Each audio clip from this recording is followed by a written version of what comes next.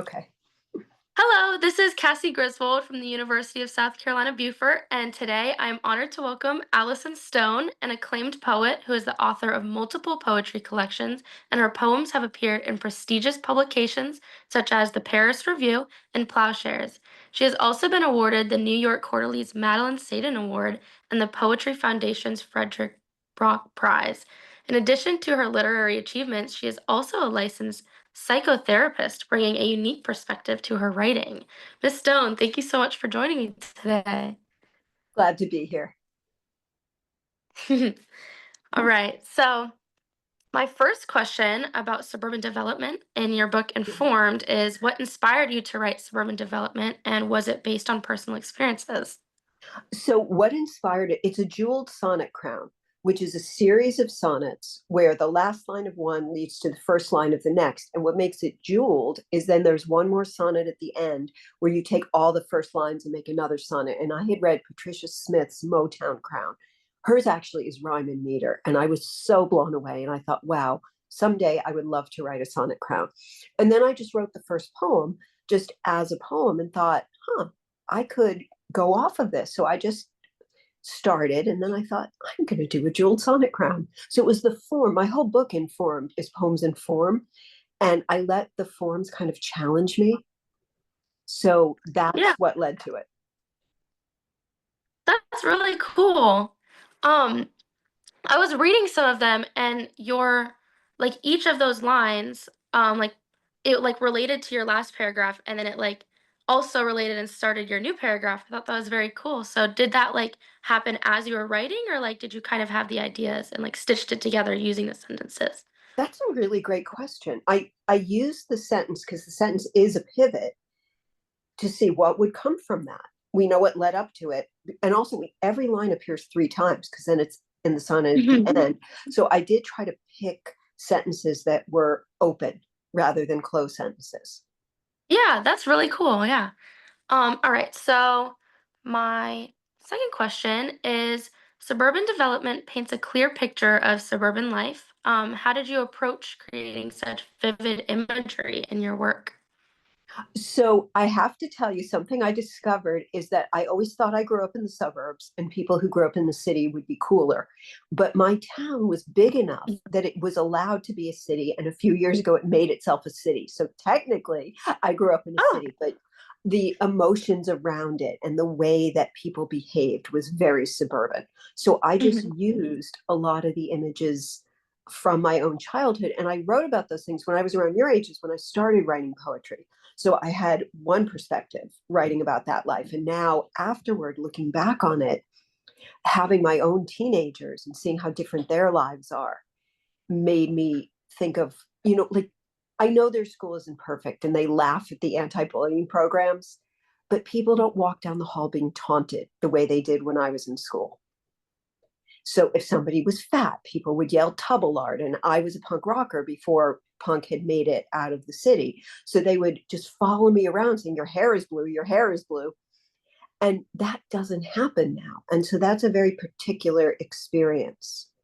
And the freedoms we had that went with physical danger. Like we had gym equipment over blacktop and kids Mhm. just played on it and nobody died. We climbed the ropes all the way to the ceiling of the gym. And now Yeah. everything it's nicer, but it's also in some ways more constrained. Mhm. So I wanted to capture that. Like we could just walk over to our friends' houses unannounced and be like, hey, you want to play? And now play Mhm. dates have to be scheduled weeks in advance, and the parents do it. And kids can't just walk down the street to their friends. Yeah, it's a very different life now because yeah. Yeah. All right. So my next question is, how do you tap into themes of change as a poet, and why do you think they might resonate with your audience?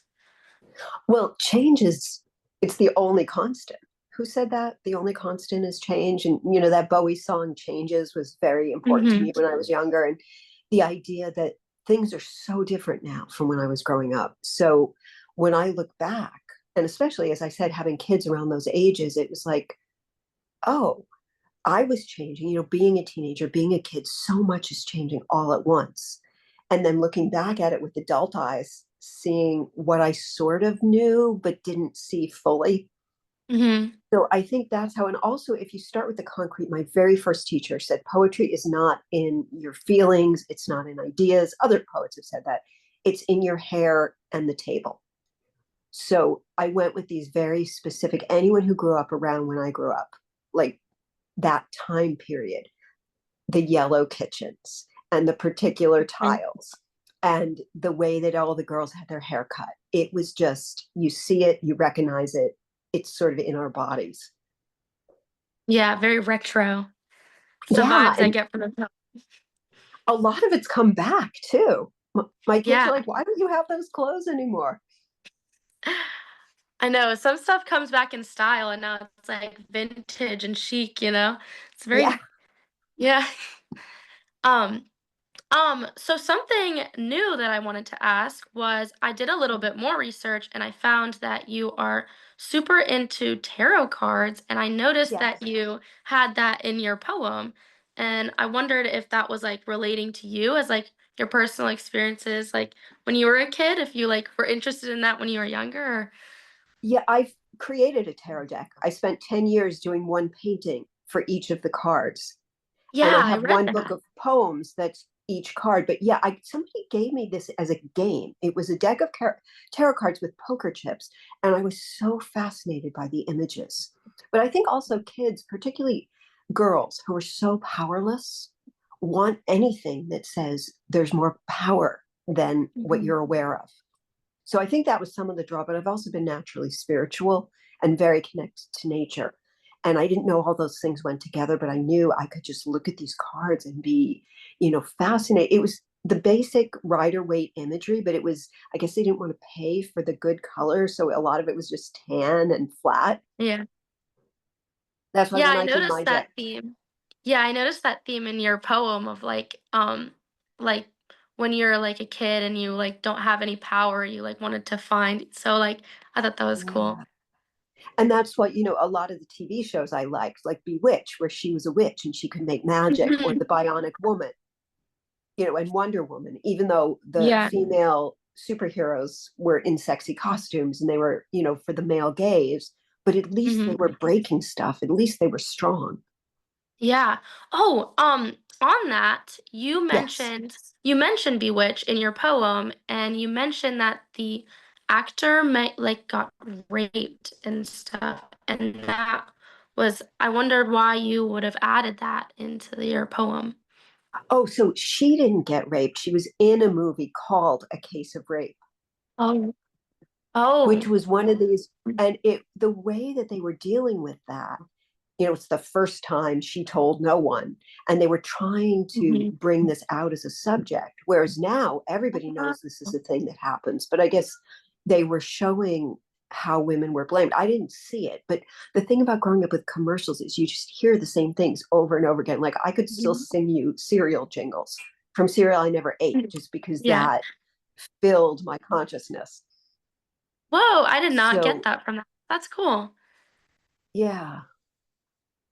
And that I'm sure they handled it badly, but at least they were trying to do the subject.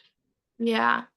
Um, all right. So my next question is, are there reoccurring themes in suburban development that connect to other pieces of your work? And if so, how?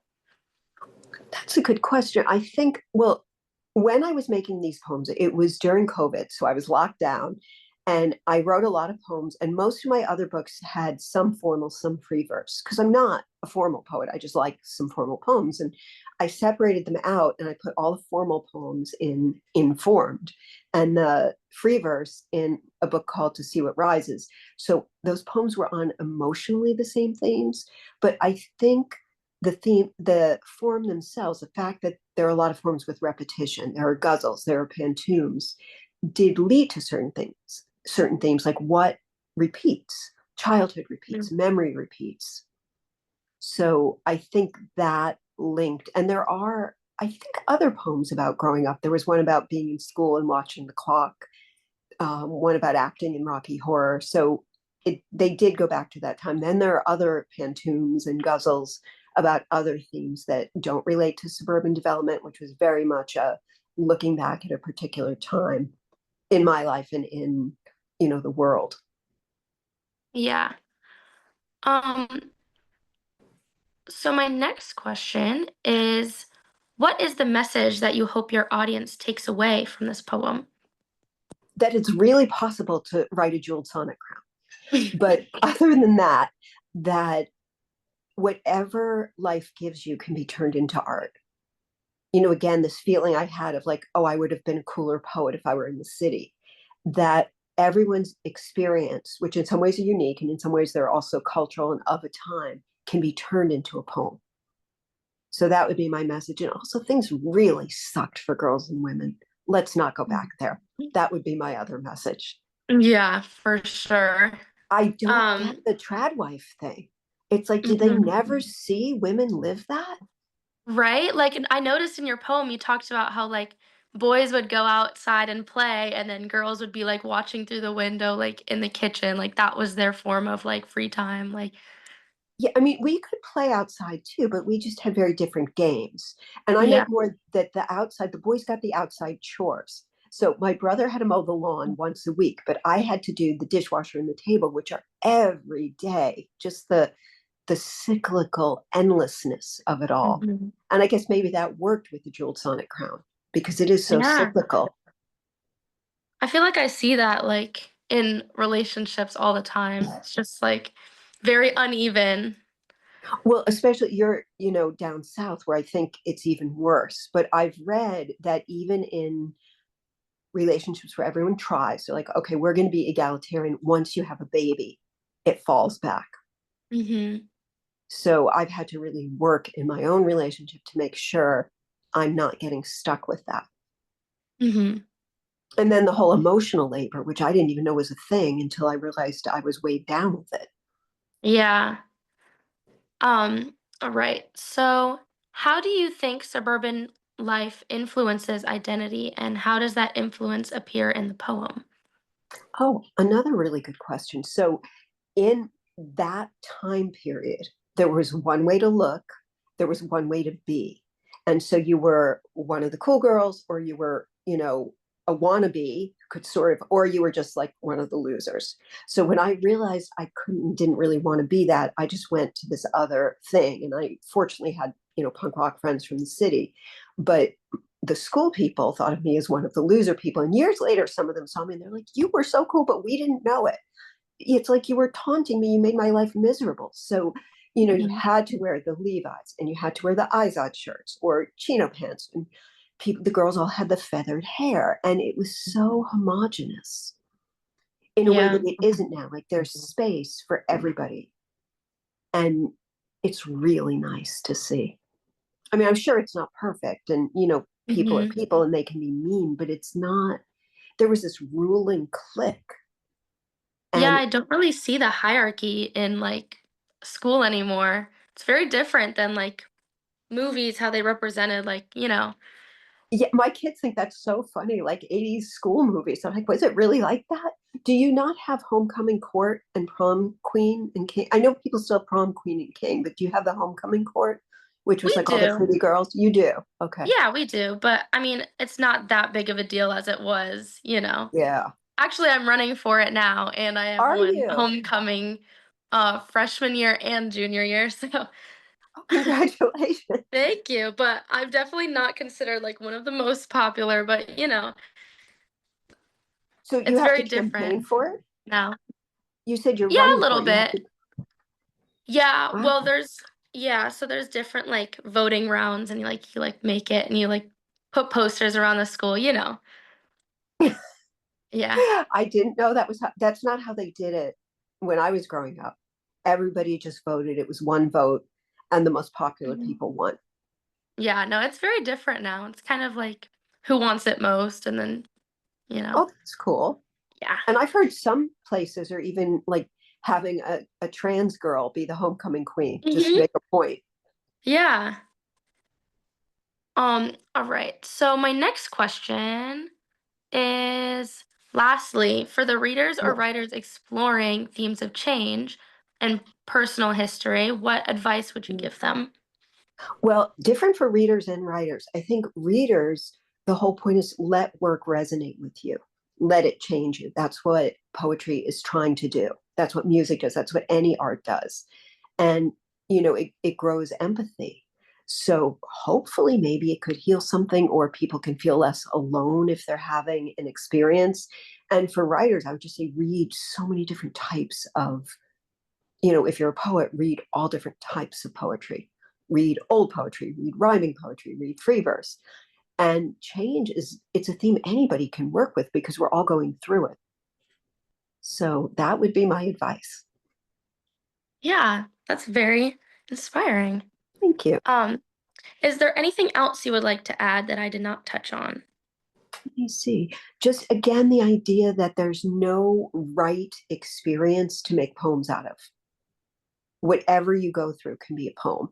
Women's experience was considered less valid. There's so many famous poems about war, and war is important, but it's not the biggest theme. When Sharon Olds wrote that poem about giving birth to a child, saying, I want to claim my right to brag, or women writing about housework because that's their life, and lots of poems about parenting.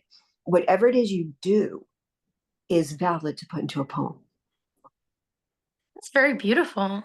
Thank you. Um, so, and to wrap up this interview, would you mind reading the last page of Suburban Development? Sure. So this is again all the first lines and last lines of the sonnets that have come before it. Oh, and in case your audience doesn't know what a sonnet is, it's a 14-line poem that traditionally changes after the eighth line. That's called a volta, and then goes in another direction. Where streets had the names of old-fashioned girls, I starved myself to safety, transcendence, each birthday wishing that magic was real. The dog left when anger started to spill. We were often lying. Everyone knew. Rockets launched as we watched, earthbound, envious. Whenever my life changed, something was lost, and sadness lurked beneath the games we played. I had to pretend that I was okay. It was important not to make mistakes or to let slip the things not being said near the folded napkins and fancy plates. Some things needed to be kept separate, appearances from what our bodies knew. Oh, I feel like each line holds so much. Thank you. All right. And that's another theme that I do in my work a lot, is what the body knows and holds, because I'm a body-centered psychotherapist as well. And nothing about suburban, stereotypical life is about what are you experiencing. It's all about how does it look. Mm, that's very interesting. So thank you for taking your time to speak with me for the second time. You're And welcome. I truly enjoyed hearing your insights into themes and structure, and it's been an honor to learn more about your creative process. Well, thank you. So thank you so much again. And of course, I will send you the link to the YouTube video. And thank you for doing this with doing it with me again. That was amazing. You're welcome. Good luck. I hope All the right. video stays put. Yes, thank you. All right. Take All care. right. You have a great day. You too. Bye. Bye.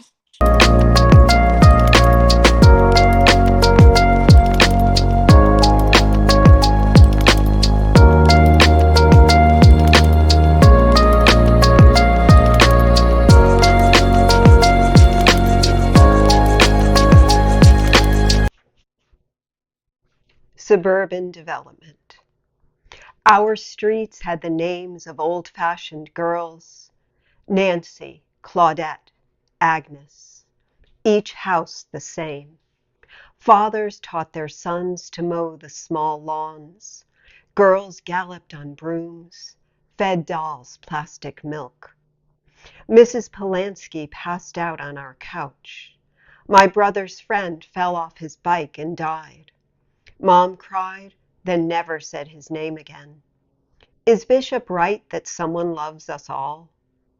You had to eat everything on your plate. When finished, may I be excused?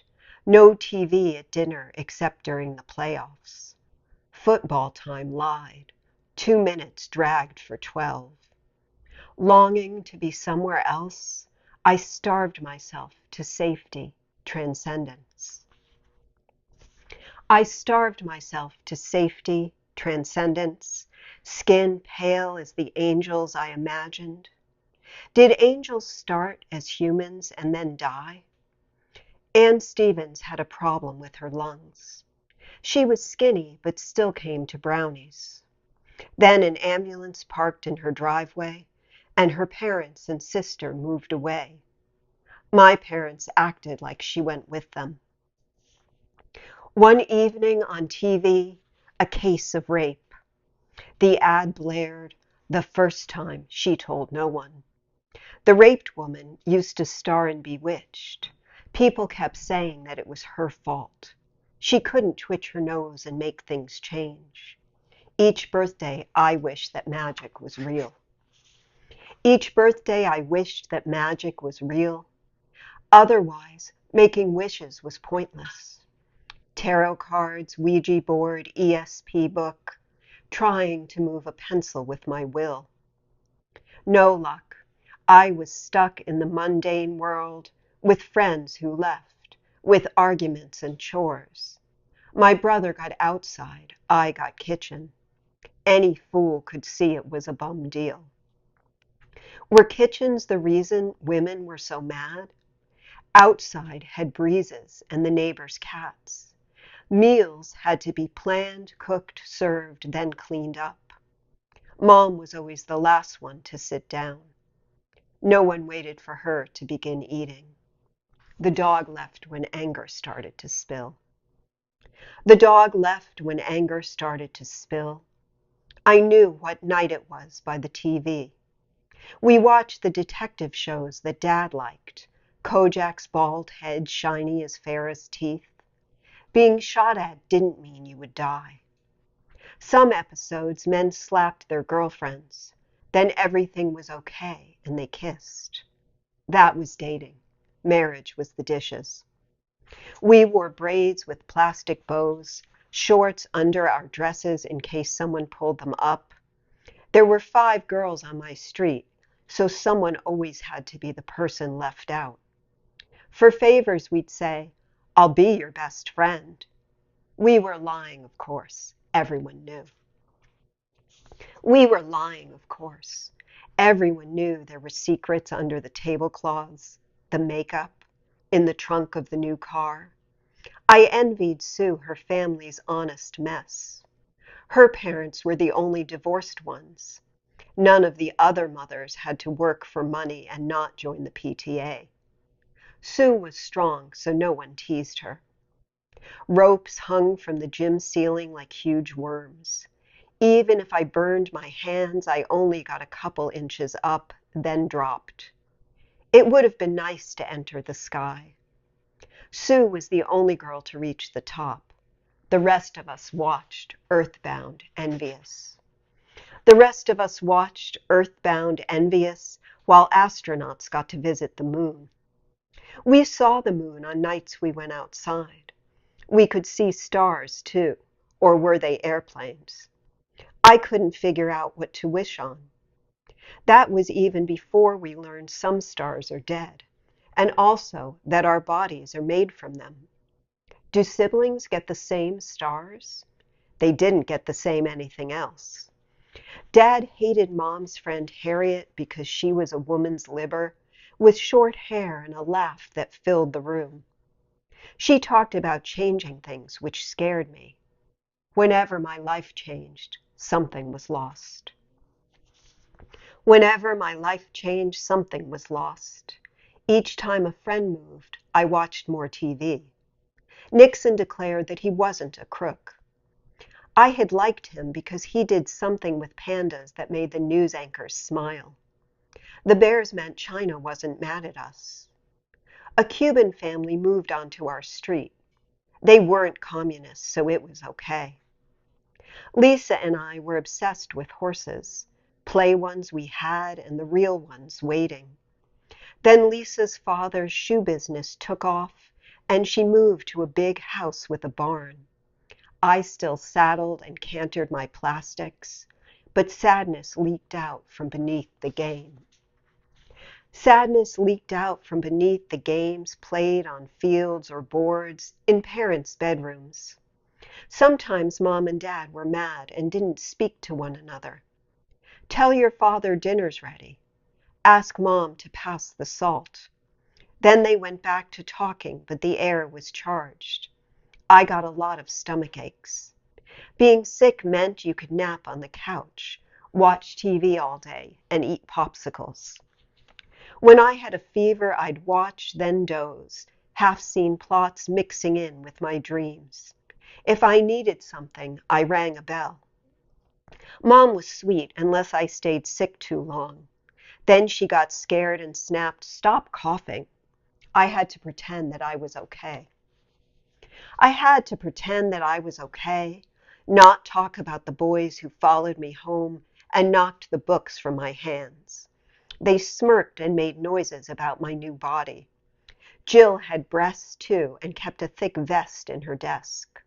We took turns wearing it to hide. Then Jill dumped me for Liz Barista, who looked like a boy and wore ugly shoes. What you wore didn't matter at all. Then suddenly it did. Izod shirts and boys' jeans, or corduroys from expensive stores, not bargain Levi's with their tags cut out. The rules for what was okay kept changing. It was important not to make mistakes. It was important not to make mistakes, or else you'd be picked last for teams in gym, and no one would let you sit down at lunch. You couldn't be fat or brainy or poor or different unless you were popular like Ellen. Her freckles blurred together like orange ink. Stuttering, stooped-over Jane had freckles too, but hers were ugly. Dad said that someone's looks shouldn't matter, but he talked about cute blondes and pointed them out to my brother. When one walked by, Mom's lips got thinner and she looked like she might say something, but then didn't. There was always something not being said. There was always something not being said. Someone's throat closed tight around the hidden things that we were not supposed to notice. If you did notice, you had to shut up. That was the most important rule. Once, to see what would happen, I told about being touched. Mom laughed shrilly and Dad changed the subject to drugged-out boys with long hair burning flags. I couldn't know what Dad's job was, just that he had a high security clearance and flew to cities with exotic names. Mom got nervous when generals came for dinner. I'd help her scoop out melon balls, fold napkins, and put out the fancy plates. Cloth napkins and fancy plates didn't help when conversations started to boil. Mom and Dad told us racism's wrong, but laughed when Uncle Richard told Polack jokes.